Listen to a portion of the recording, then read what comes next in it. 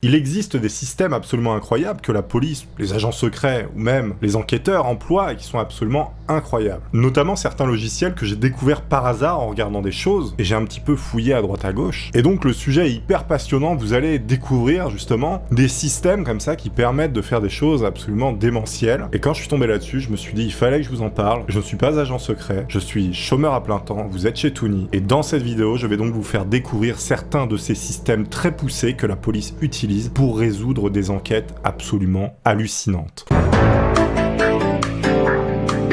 On va donc commencer évidemment par le premier qui est absolument phénoménal. Il se nomme Anacrime. Bon en fait, Anacrime c'est le nom du procédé. Mais en fait le logiciel se nomme ANB, tout simplement. Le procédé Anacrime est donc le logiciel ANB, il est utilisé notamment par la police judiciaire. La police judiciaire, ce sont eux qui résolvent toutes sortes d'enquêtes un peu complexes et des choses un petit peu sordides comme vous pouvez l'imaginer. Ce système est extrêmement puissant. En gros, Anacrime c'est un super enquêteur automatique virtuel. Il est capable de mettre en relation une masse colossale d'informations et de les relier entre elles. Je vais vous montrer quelque chose de très rapide et très simple. Par exemple, deux personnes qui n'ont absolument rien à voir ont un jour appelé quelqu'un de précis. Donc ces deux personnes ont été mises en relation avec une personne. Et donc le logiciel ANB Anacrime, il va être capable de tisser un lien entre ces trois personnes, par le biais des numéros de téléphone notamment. Et ça sur un graphique, comme vous pouvez voir, qui peut devenir rapidement énorme, avec des personnes un peu partout, des relations dans tous les sens, donc chaque trait représente une relation, chaque carré une personne, etc.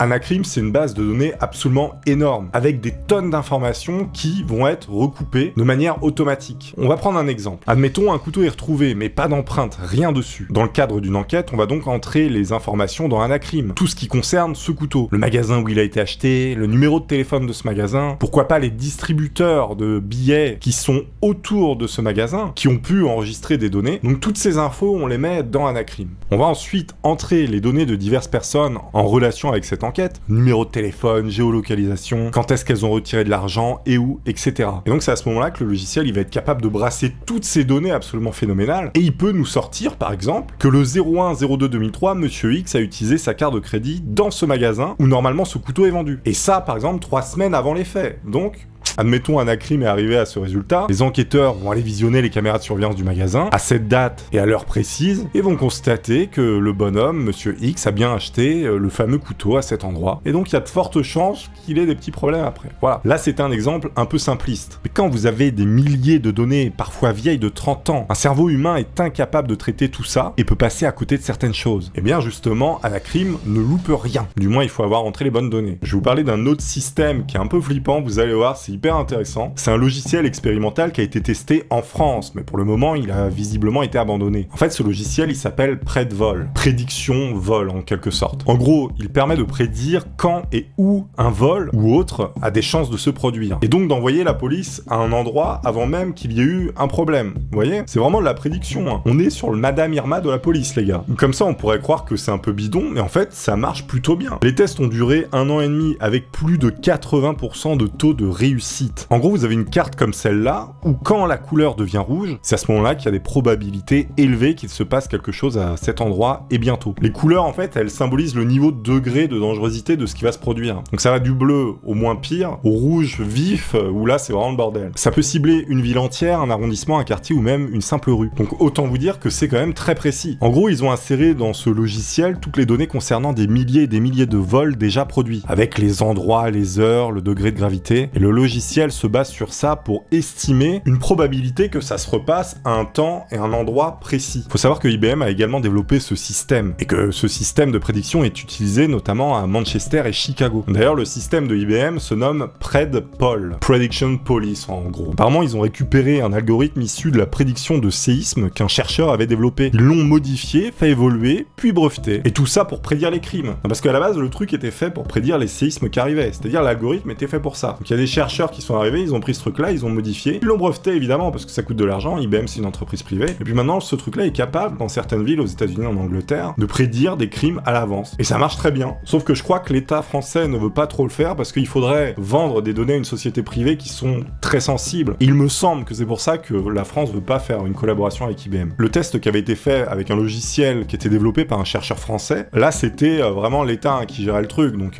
c'était pas une entreprise privée, donc c'est pour ça qu'ils avaient fait un test avec ça, logiciel français, évidemment, il est moins abouti qu'IBM, qui est une énorme société qui est capable de faire des trucs de ouf, mais ça marchait quand même pas mal. Le logiciel d'IBM, il est capable de prédire avec une précision assez flippante, 24 heures à l'avance, certains faits. Évidemment, c'est pas à chaque fois vrai, hein, mais globalement, ce sont des statistiques et les probabilités augmentent. Avec leurs calculs, voilà, ils peuvent voir les probabilités qui augmentent d'avoir un problème à un certain endroit, à un certain moment. C'est Minority Report, en quelque sorte. Dans le même style, vous avez un logiciel qui s'appelle CompStat, qui fait un petit peu le même travail, mais c'est un petit peu plus global, et CompStat permet de travailler sur des périodes plus étalées. En fait, tous les 28 jours, le fichier il est mis à jour pour réévaluer les probabilités de crime à des endroits et à des dates précises. En fait, ça permet justement après de placer la police à des endroits un peu stratégiques, hein, c'est ça l'idée. Il y a un site auquel je peux pas accéder, mais en fait, si vous êtes à New York, vous pouvez aller voir les probabilités de crime selon les quartiers. Donc là, regardez, par exemple, on voit une image, et en gros, il vous dit par quartier, voilà, donc il y a des zones bleues. Plus le rond est grand, plus il y a des probabilités qu'il se passe un truc un peu vénère. Donc comme ça, vous pouvez regarder les stats au niveau des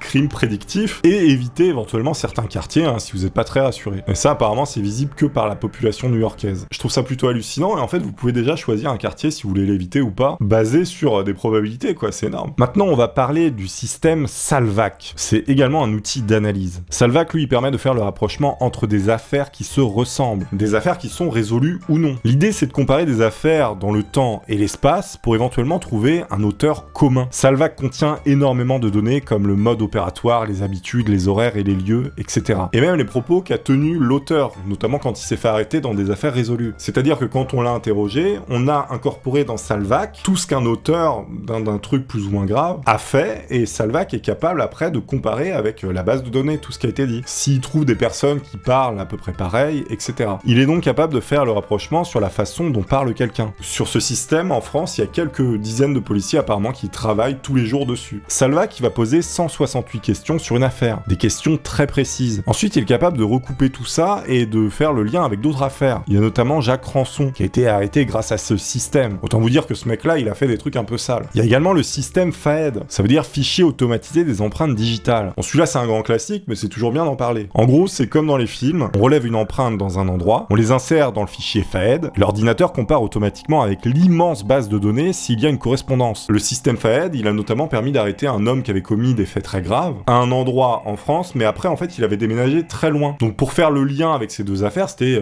très compliqué, voire impossible. Sauf qu'après avoir commis son fait très grave et déménagé, des années et des années plus tard, il a commis un vol absolument banal dans un magasin, et on a, encore une fois, récupéré ses empreintes à ce moment-là. Ces empreintes ont été comparées dans le fichier FAED, à la base de données, et on a vu que ça correspondait avec les empreintes d'un mec qui habitait à l'autre bout de la France il y a 20 ans, et qui avait commis des trucs vraiment sales, et il s'est avéré que ce mec-là, c'était le même, quoi. Et donc 20 ans plus tard, le mec a pris perpète. C'est extrêmement efficace, hein. C'est pour ça, l'informatique, c'est énorme. Pour les enquêtes, pour tout ça, quoi. C'est terminé, hein, la petite loupe, où on regardait s'il y avait un truc qui était pareil, quoi. J'avais entendu également parler d'un logiciel qui était capable d'enregistrer une masse colossale de conversations téléphoniques, et en fait, après, il y avait une intelligence artificielle qui venait traiter toutes ces données, dans laquelle on incorporait des mots-clés pour retrouver certaines conversations, et cette intelligence artificielle était capable de faire ressortir les conversations suspectes, et donc de cibler justement comme ça les gens. Ce truc-là, c'était un système qui était utilisé notamment au Moyen-Orient, vous savez, avec tous les problèmes qu'il y avait. Il me semble qu'ils avaient enregistré genre toutes les conversations de tout le pays non-stop, et cette IA, elle venait piocher comme ça avec les mots-clés, les conversations qui ressortaient, et que les autorités qui avaient mis sur écoute tout le pays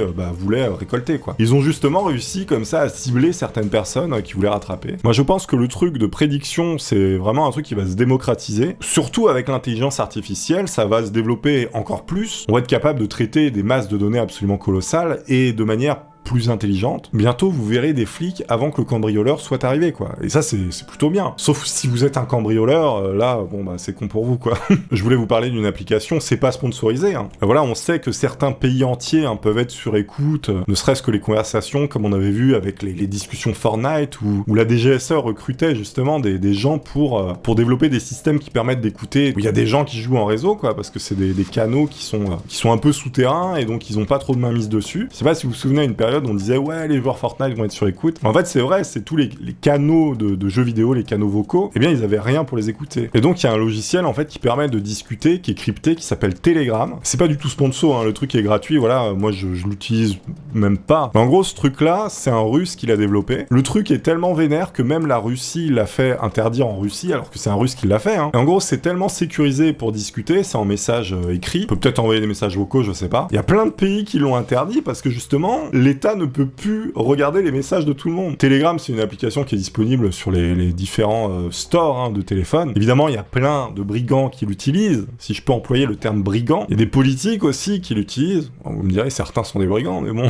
Et les mecs, ils sont pas fous. Ils savent très bien, c'est le seul truc quasiment au monde où personne ne peut les écouter. Le cryptage, il y a qu'une seule personne qui le connaît, c'est le mec qui a développé ce truc-là. Donc il y a que le russe qui a ces informations. Bon, après, allez savoir, est-ce qu'il va pas revendre des trucs? On peut pas savoir. Si plein de pays interdisent l'application Telegram dans leur propre pays, c'est que ça les embête de pas pouvoir lire tous ces messages. J'espère que vous aurez apprécié. Moi, j'ai adoré faire cette vidéo. En tout cas, je vous dis à la prochaine. Portez-vous bien d'ici là. Pensez à vous abonner si c'est pas déjà fait. On se dit à très bientôt pour de nouvelles aventures. Ciao!